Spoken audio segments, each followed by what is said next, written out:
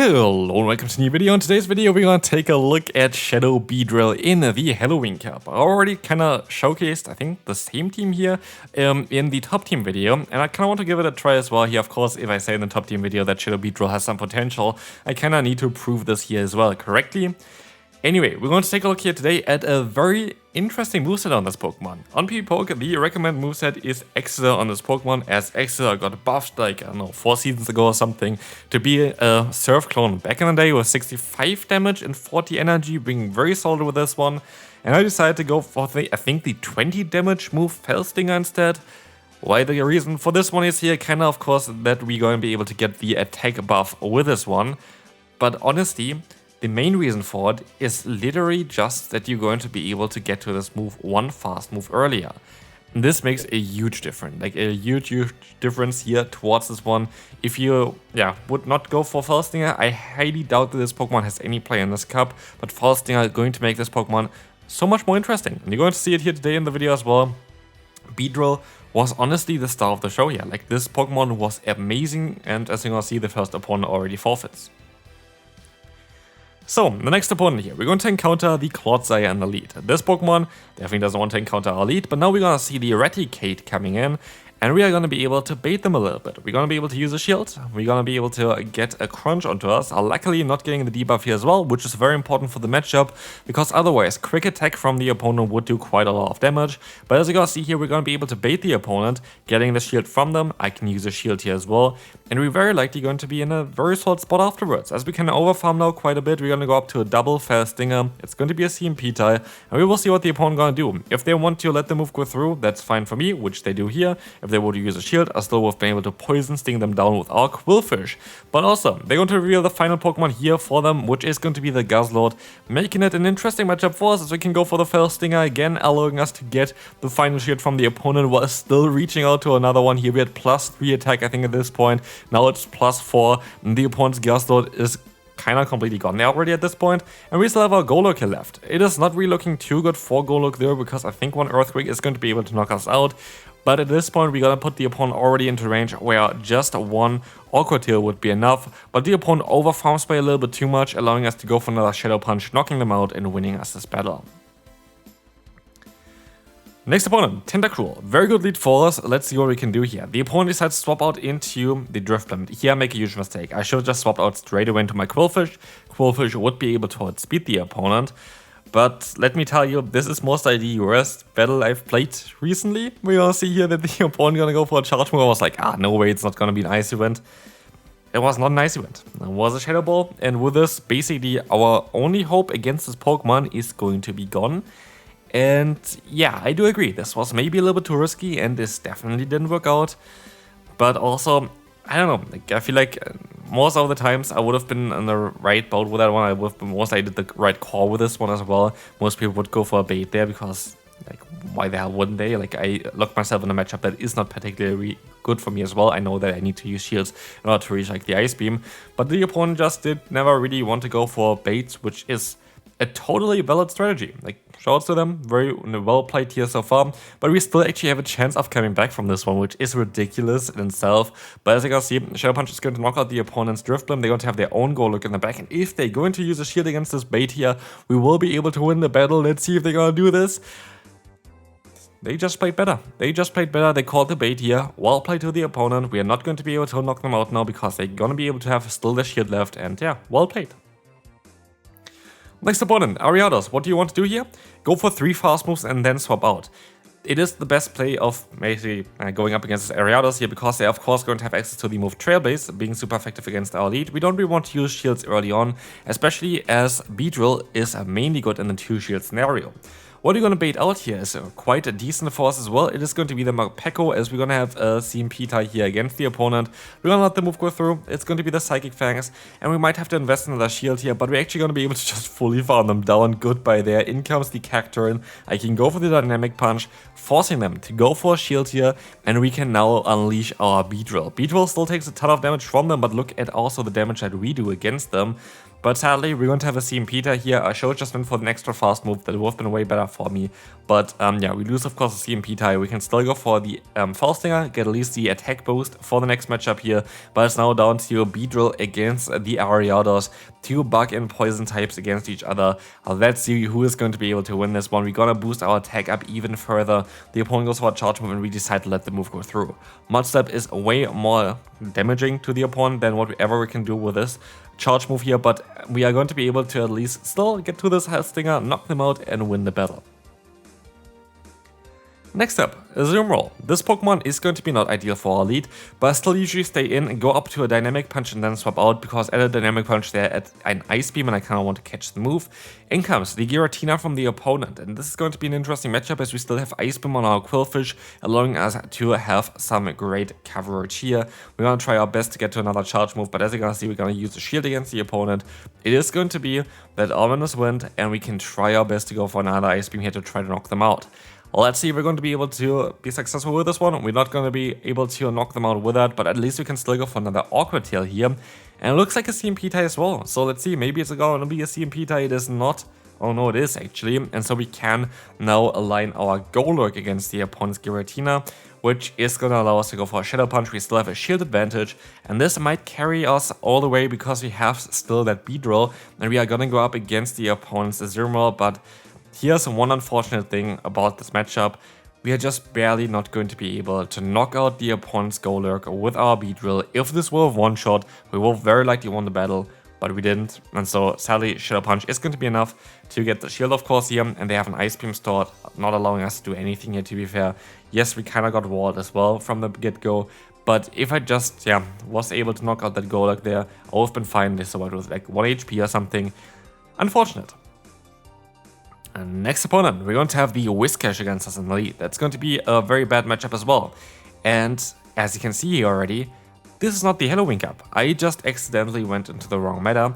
And what I actually didn't even say about this team yet, because I did the battles like early on this morning, I actually had a 7-game win streak with this team, which is kind of cool, which I can most likely put into the title as well. And this was the battle that kind of destroyed my win streak, which is hilarious because I was in the wrong league. But also the next battle after this one as well, which might not be in the same order here, I also lost as well, so like it didn't really matter too much. But yeah, I had a 7-game win streak with this team, which is quite strong, I have to say, especially with a Pokemon like Beedrill. It is quite crazy on how strong this Pokemon is. But as you guys see here, we're gonna battle, of course, against Pokemon that we don't really expect in this meta, like Confusion Cresselia. Not a lot, of course, at all in the Halloween Cup. But as you will see, we're still gonna try our best to do as much damage as possible here. Maybe should have done one less fast move here. I think that would have been definitely a little bit better for me. But at least I can still fully farm them down. And if Beedrill is going to be able to win this battle, that would be kind of cool here. So let's see what the opponent is going to have in the back. It's going to be Bastion, of course, well known for not being in the current cup. But it's kind of unfortunate. You're going to see it here as well. We're going to be able to go for the Drill Run, get the damage onto them, and they catch the move perfectly. I was so sad about this because we nearly come back in a league that we're not supposed to win. And yeah, we're sadly gonna lose still, but it is what it is. We can move on now to the next opponent. Back into the actual Halloween Cup, we're going to have Navriados against us. Again, the same play as before. Go for 3 fast moves, then swap out into the Qwilfish, and you're going to have a way better time. Especially as we're going to be able to outspeed the opponent here, which is going to be great because there's no debuff in place from a launch potentially. There's no Trailblaze buff in place for the opponent yet. They decided to go for the Trailblaze here. But more importantly, they're gonna swap out afterwards, which I found quite weird as a play. Because, like, why do you buff yourself first and then swap out into a Pokemon where you definitely didn't need the damage onto it? I have no idea. I definitely have some questions here, but I mostly will not get answers towards them. But as you can see, we're gonna have some lag there sadly coming up. We're gonna swap out into our Golurk. And now it's time to hope and pray that we're gonna be able to knock out this Skuntank in time before they can go for another charge move. Turns out, I'm not even close. I mean, if I would do like 1 more damage each Mud Slap, I would have been able to knock them out already.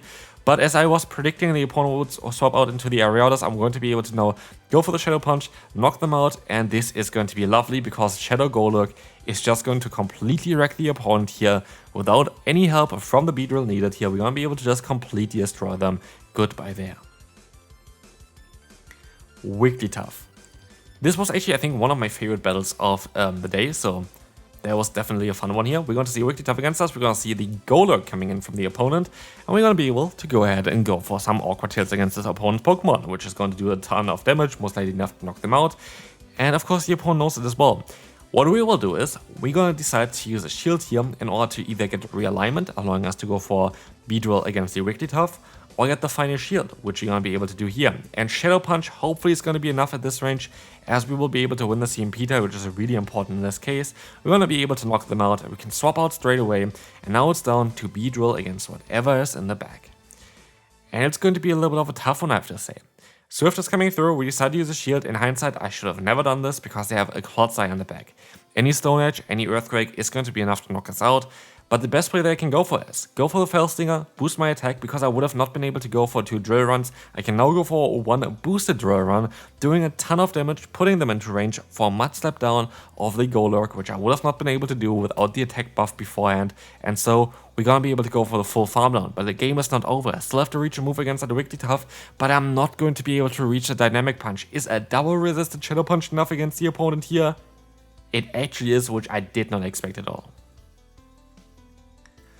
Gustlord. Gustlord is not a good Pokemon for me to deal with. We can swap out into our Quillfish, and honestly I make another mistake here in this battle. Oh, never mind, I don't. We're gonna see the opponent going for a charge move, that's fine for me. We're gonna have the Brutal Swing coming through. And by the way, you see also all the battles I did here, there's nothing cut out, because the battles were really fast. I did like 11 battles, and like, yeah, they were very fast to do with this team. The opponent gets a free fast move in here, which was not supposed to be happening. I don't think it really does any real difference, other than I don't get 1 extra poison sting in terms of damage. If they survive this move, maybe it does a difference. Let's see. Do they survive with 1 HP? Yes, they do. That's hilarious. It actually made a difference. Let's see if it's going to carry on. We're going to have the Venusaur in the back there. That's actually really good for me. The reason for this is we are going to be able to now go ahead and go into the Beedrill. And Beedrill is going to be able to double resist grass type moves. Sludge Bomb might be the better play here for them, because it's only Stinger resisted, but they don't know, they don't do it. I don't really care too much about it. I can go for a Fell Stinger now. Fell Stinger against the Gustlord, getting the final shield from them, but they don't even go for a charge move, allowing me to go for another Fell Stinger to do a turn of damage against the opponent, actually enough to knock them out. And now we are at +2 against that Venusaur, and you can say goodbye to this Pokemon, as Beedrill is literally just destroying everything right now. It is madness on how strong this Pokemon can be in the current meta, and we can move on to the next opponent. Really bad lead for us again, but again, as said before, I'd rather have some energy on the Golurk, especially if the opponent has their own Golurk in the back, which this is also going to be the case here again. Very unfortunate for me, the opponent was very fast at swapping out. What this changes is that I'm not going to be able to reach this awkward here, unless I'm lucky and I get basically the charge move through before the opponent gets knockout, which sometimes happens, mainly against me. But it is still going to be okay, hopefully. We have to see, but it's definitely going to make a big difference there. Like, otherwise I would have had 2 shields, I would have been able to go for another Shadow Punch.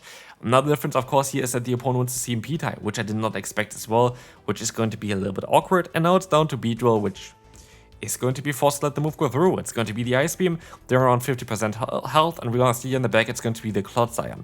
Definitely the right choice for me to decide to let the move go through there, because any kind of Stone Edge like this here would do way more damage than an Ice Beam from an Azumarill. This still gives me some play for this matchup, as I'm gonna be able to go for a Drill Run. I might even be able to reach another one in time, which I can, and let's see if the opponent is going to play it out or not. It is going to be enough to knock out the opponent, and we're gonna see the Azumarill come back in. I can go into the Golurk, and not only this, I'm going to be able to CMP tie against them. Maybe forcing a shield here? I am forcing a shield, and so can I still get to another drill run? This would allow us to knock out the opponent. Let's see if we're going to be able to do that. It's going to be very close. We have a little bit of lag there in the beginning. It doesn't matter. I would have not been able to reach this one anyway, and so we're going to lose this one. Our final battle of today is going to start quite decently, as I'm going to swap out now into the Greninja. We're going to have the big benefit of having Drill Run. Drill Run is the main asset of this Pokemon. Drill Run is a legacy move, but it's like such a good move to have for the current meta. There's so many Pokemon being weak to it. As we will see here, Fell Stinger is coming through, going to allow us to get an attack boost onto us. We decide to use a shield here as well, and Hydro Cannon is going to get launched against us, but we're going to have a shield disadvantage by a ton of energy. And that energy is going to be something that I cannot really want to use here against the opponent. Drill Run is going to connect, is going to be able to do a ton of damage, And as we will see, another one is going to follow straight afterwards, knocking them out if they're going to not use a shield here, and they just decide to do exactly this, allowing us to see the Azumarill on the back, and not only this here as well, we're gonna be able to go for a bait again. And this just showcases again on how much potential Beedrill has in the current meta. It's going to be the final battle. This game is already over because we have that Qwilfish, and so hopefully you enjoyed this video. If you did, feel free to leave a like, and I will see you then. Bye bye.